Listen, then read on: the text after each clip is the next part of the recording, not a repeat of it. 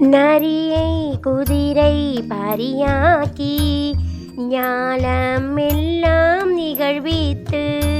பெரிய தென்னன் மதுரையெல்லாம் பிச்ச தேற்றும் பெருந்துரையாய் அரிய பொருளே அவிநாசி அப்பா பாண்டி வெல்லமே தெரிய அரிய பரஞ்சோதி செய்வதொன்றும் அறியேனே செய்வதொன்றும் அறியேனே.